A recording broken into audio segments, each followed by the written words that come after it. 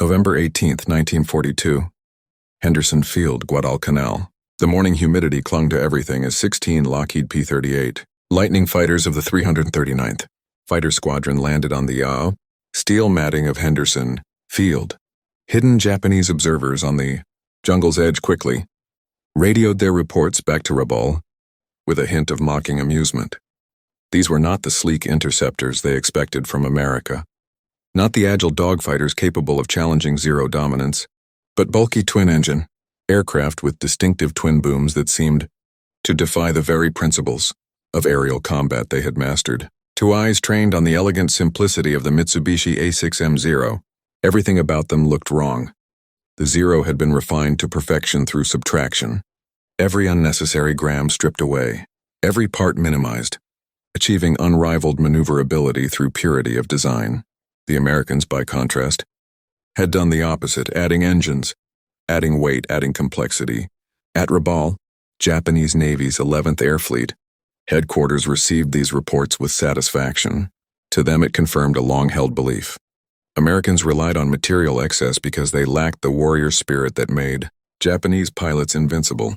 What they could not yet know was that this moment would spark the greatest shift in Japanese naval aviation doctrine. Within 5 months, one mission would dismantle every assumption about American capability, not through traditional dogfights, but with a new dimension of warfare the Japanese had never considered: long-range precision interception, which would ultimately claim their most irreplaceable asset, the roots of overconfidence.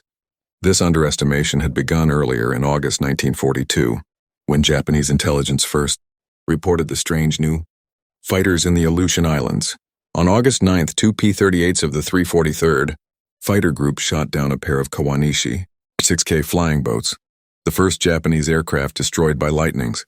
Yet this distant skirmish in the fog-covered Aleutian seemed irrelevant to the main theater of war. By September 1942, Japanese assessments still reflected dangerous overconfidence.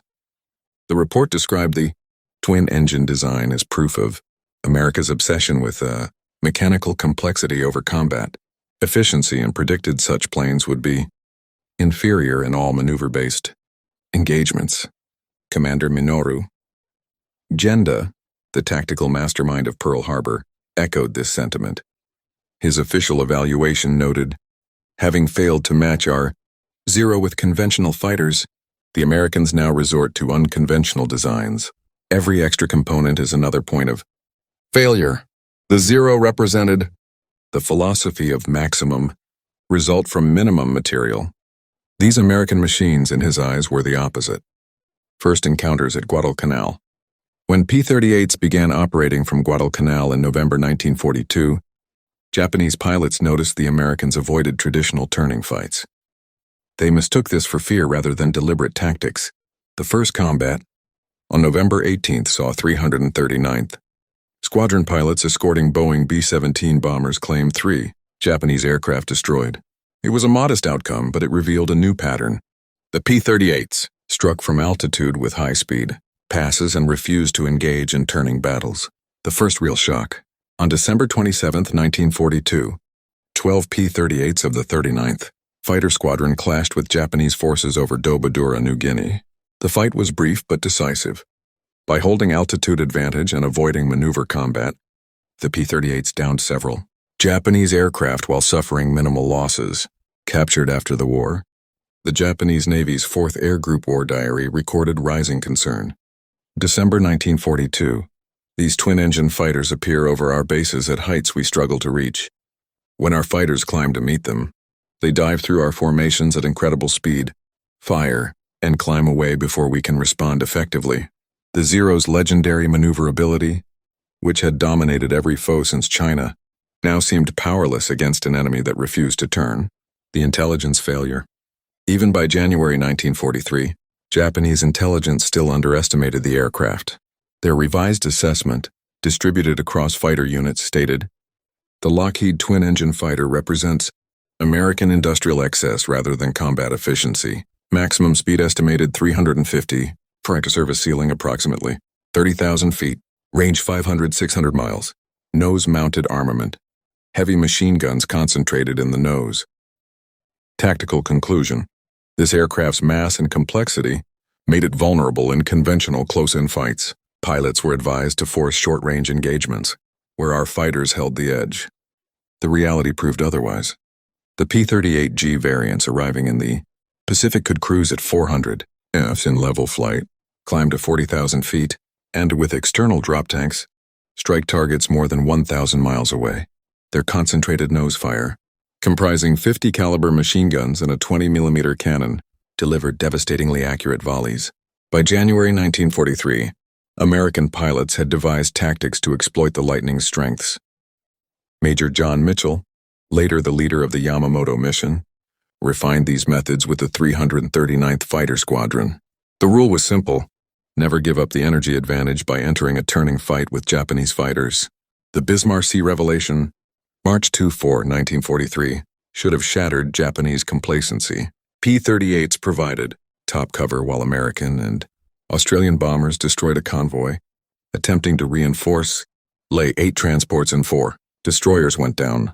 The Lightnings claimed many aerial victories while protecting the bombers.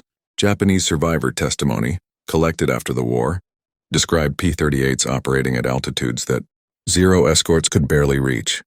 When Japanese fighters finally climbed to engage, they found themselves at an energy deficit that proved fatal. Yet official Japanese reports blamed surprise and numerical inferiority, not the combination of American technology and tactics. That institutional rationalization persisted until it was too late.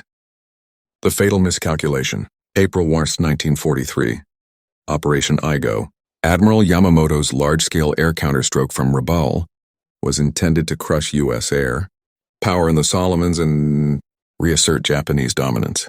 Yamamoto personally directed the campaign, reports returning to Tokyo. However, wildly overstated success, claims of dozens of American aircraft destroyed and ships sunk. In fact, American losses were minimal while Japanese aircraft, many shot down by P-38s, suffered heavy casualties. Buoyed by those faulty accounts, Yamamoto made the fateful decision to tour forward bases, a choice that would place him within range of P-38s based on Guadalcanal. The intercepted message. April 13, 1943, U.S. radio. Intercept stations captured a Japanese naval transmission in the JN-25D cipher. After painstaking work, Pearl Harbor cryptanalysts decoded an itinerary for Admiral Yamamoto's inspection tour. The message detailed that on April 18th, the commander-in-chief would depart. Rabaul at 0600 aboard a medium bomber escorted by 6 fighters, with precise arrival times at intermediate fields. Intelligence immediately reached Admiral Chester Nimitz, who authorized an interception attempt. The only suitable aircraft for the mission was the P-38 Lightning. The rendezvous point lay some 400 miles from Guadalcanal, at the extreme limit of the Lightning's range even with drop tanks. Mission planning. April 17, 1943. Major John Mitchell of the 339th Fighter Squadron was assigned to chart the intercept. The route had to avoid Japanese-held islands and coast watchers, hugging the sea to limit radar exposure. 18 P-38s were tasked, 4 as the killer flight to strike the bombers, 12 as top cover to handle Zero escorts, and 2 spares. The killer flight included Captain Thomas Lanphier, Jr., Lieutenant Rex Barber, Lieutenant Besby Holmes, and Lieutenant Raymond Hine. Navigation had to be flawless, no margin for error in fuel consumption, and no second chance to strike.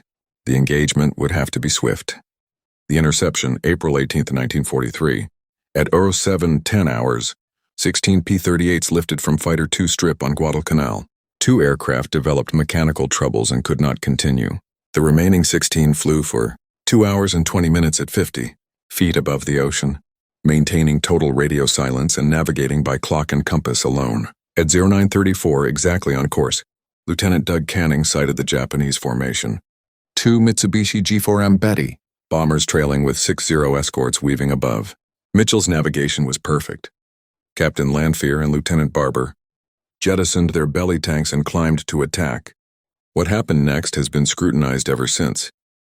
Both pilots later claimed to have shot down Yamamoto's plane, but post-war Japanese records and crash site evidence indicate Lieutenant Rex Barber's fire hit the lead bomber. Its right engine exploded, the wings broke away, and the aircraft carrying Admiral Yamamoto plunged into the jungle. canopy near Buen. The second bomber, carrying Vice Admiral Masatomi Ugaki, was also shot down and went into the sea. Ugaki survived.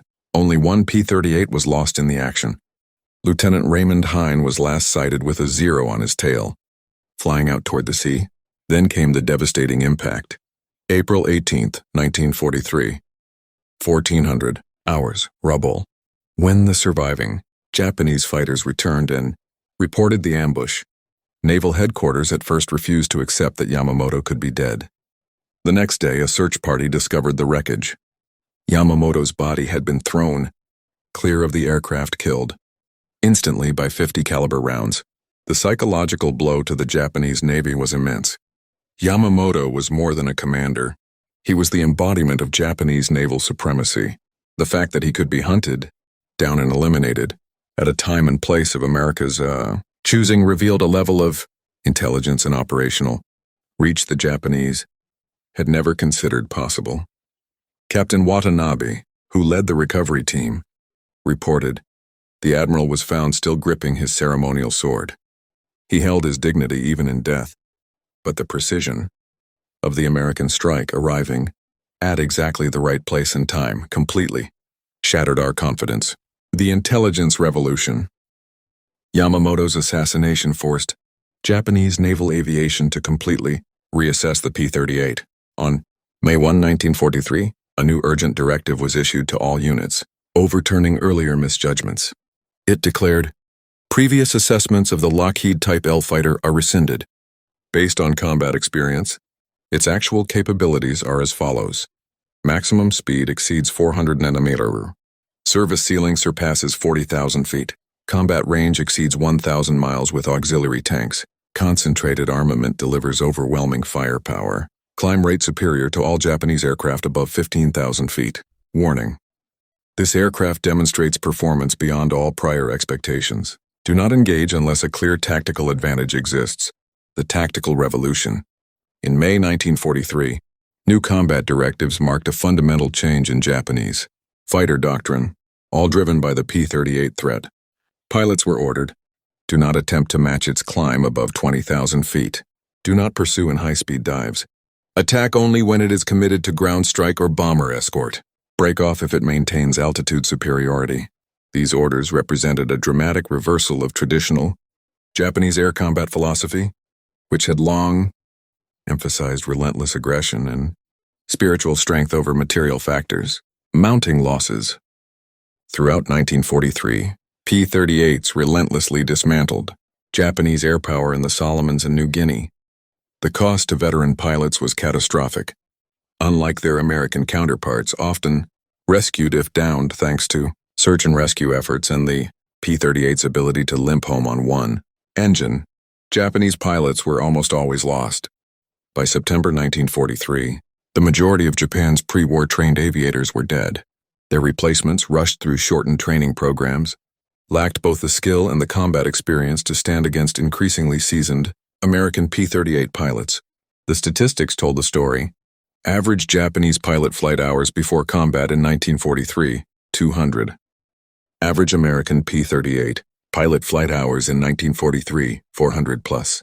Japanese pilot survival rate after 10 missions, 40%. American P-38 pilot survival rate after 10 missions, 80%. The bomber offensive. By October 1943, the P-38 unveiled another decisive advantage, the ability to escort bombers far beyond Japanese reach. B-24 Liberators, once highly vulnerable, now struck deep into Japanese defenses under the protection of P-38 escorts that could stay with them the entire mission. The math was merciless. The P-38's escort range exceeded 1,000 miles. The Zero's maximum effective combat radius, even with drop tanks, was 600 miles. This allowed American bombers to hit targets from bases the Japanese could not retaliate against, all while enjoying constant fighter cover. The Charles Lindbergh factor. In 1944, Charles Lindbergh arrived in the Pacific as a civilian technical advisor.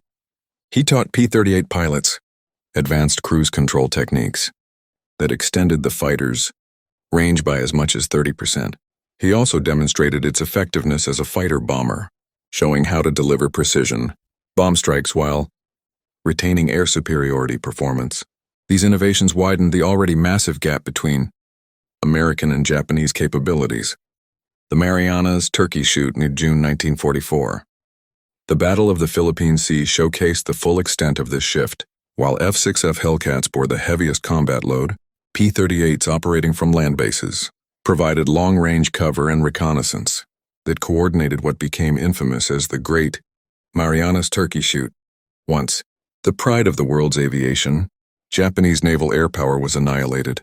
The few surviving pilots described American fighters, including P-38s, as everywhere at once, always above, always in greater numbers. The ace race. By 1944, P-38 pilots in the Pacific Theater competed in what they called the ace race. The statistics speak for themselves. Major Richard Bong scored 40 victories, all in P-38s. Major Thomas Maguire achieved 38, also entirely in P-38s. Colonel Charles MacDonald claimed 27, and Lieutenant Colonel Gerald Johnson 22. In just 2 years of combat, these tallies surpassed the lifetime records of most surviving Japanese aces who had been flying since 1937. The P-38 had become more than a fighter. It was an ace-producing machine. By 1945, Japanese naval aviation had effectively collapsed as a fighting force. The P-38, together with other American fighters, destroyed not only enemy aircraft, but also the institutional knowledge of Japan's naval air arm. A post-war Japanese evaluation admitted how thoroughly they had misunderstood American design philosophy, redundancy instead of simplicity, twin engines that offered survivability, energy tactics over maneuver, concentrated firepower over dispersion, multi-role adaptability over narrow specialization, and pilot protection prioritized over weight savings. Every feature dismissed as excessive had proven decisive in combat. The final numbers tell the story. P-38s in the Pacific destroyed over 1,800 Japanese aircraft, including Admiral Yamamoto's G4M on April 18, 1943. Production reached 10,037 aircraft total, with peak monthly output exceeding 400 in 1944. Across more than 65,000 sorties, missions ranged from fighter sweeps and bomber escort to ground attack and reconnaissance. Japanese assessments of the Yamamoto strike described its impact as both devastating and irreversible. The loss of their best strategist shattered morale and proved that no leader was beyond America's reach. Industrial realities underscored the futility of resistance.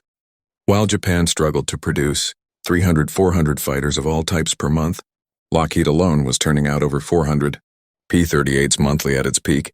At the same time, America was mass-producing P-51s, P-47s, F-6Fs, and F-4Us.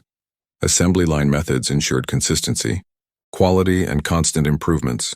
In contrast, Japanese planes, built with inferior materials by conscripted labor, declined in quality as the war dragged on.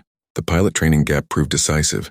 By 1944, American trainees logged over 200 hours in basic flight, 100 in advanced, and 50 specifically on the P-38, more than 400 hours total.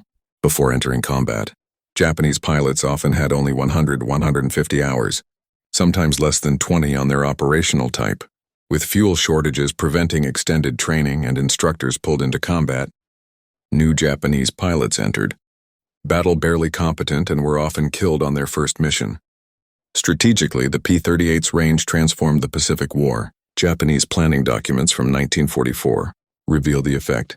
All fleet operations had to account for P-38, reconnaissance, and strike reach. Daylight activity within that range meant near-certain destruction, restricting operational flexibility to an intolerable degree. By late 1944, most of the Western Pacific fell under P-38 coverage, fundamentally shifting the balance. Technological progress widened the gap. The late war P-38J and L models corrected earlier shortcomings with stronger engines, boosted ailerons, improved heating, and dive brakes, making the Lightning competitive in every performance category. Meanwhile, Japan clung to the aging Zero, unable to field advanced designs in significant numbers. New fighters like the N-1K2J, George, and Kai-84 Frank were excellent but arrived too late and in too few quantities to matter. Survivor testimony confirmed the shift in perception. Lieutenant Commander Sadamu Kamachi admitted in 1946, "We began the war believing spirit and skill outweighed American materialism. The P-38 proved technology properly applied defeats spirit. You cannot fight physics with courage." Captain Teo Tanamio, with 32 victories, reflected, "The P-38 was not the best turner, not the fastest, not the highest, but it was good enough at everything, and it was everywhere. We called them twin-tailed shadows because they seemed to be waiting wherever we flew." The legacy was clear. At a 1962 joint U.S.-Japanese symposium, former Captain Minoru Gender, then a member of Parliament, admitted, "The P-38 was the first clear sign we had misunderstood modern war. When it killed Admiral Yamamoto, it killed more than a man. It shattered our entire concept of warfare. We believed wars were won by superior warriors. The Americans proved that wars are won by superior systems." Former Major John Mitchell, who led the Yamamoto mission, reflected, "We couldn't build a fighter that could outturn a Zero, so we built one that didn't need to. That's the American way. If you can't beat them at their game, change the game entirely." The final testament. At a 1985 reunion of Pacific Theater veterans in Hawaii, surviving Japanese naval aviator Kenji Yanaga, who had flown escort for Admiral Yamamoto, shared these words, "We dismissed your P-38 in 1942 because we judged it by our standards. We prized elegance. You prized effectiveness. We sought perfection in a single dimension. You sought adequacy across all. We built the ultimate sword. You built a gun that made swords irrelevant. Killing Admiral Yamamoto was more than a mission. It was proof." The message was clear. America could reach anywhere and strike anyone with an aircraft we once deemed impossible. The greatest lesson was this: modern war isn't about individual skill but systems, not about warrior spirit but industrial might, not about elegant solutions but practical ones. We laughed at the P-38 in Surisu by April 18, 1943. It had killed our greatest admiral. By 1944, it dominated our skies. The laughter ended when we realized we weren't facing pilots, we were facing an entire industrial system, capable of producing quality at scale. To the men who flew the Lightning, you didn't just win a war. You changed how wars would be fought forever. Epilogue. The numbers tell the story. Admiral Yamamoto's death on April 18, 1943, marked more than the loss of a brilliant strategist. It sealed the fate of Japanese naval aviation. The P-38 Lightning proved that American intelligence, planning, and technology could strike across vast distances with surgical precision. The 16 P-38s that departed from Guadalcanal that morning carried more than fuel and guns. They carried the message that the era of industrial warfare had arrived. Wars would no longer be decided by individual bravery, but by the ability to produce superior weapons in overwhelming numbers, train pilots systematically, and use technology intelligently. From November 1942, when Japanese commanders first laughed at the unusually twin-boomed fighters at Guadalcanal, to April 1943, when those same fighters killed their most important leader, to 1945, when P-38s patrolled the Japanese home islands, the transformation was complete. The Japanese had mocked complexity only to discover sophistication. They had ridiculed excess only to learn it was abundance. They had dismissed the P-38 as too American, too large, too complex, too mechanical, only to find that these qualities made it ideal for the war America intended to fight. The laughter lasted 5 months. The consequences lasted forever. The P-38 Lightning didn't just shoot down Admiral Yamamoto.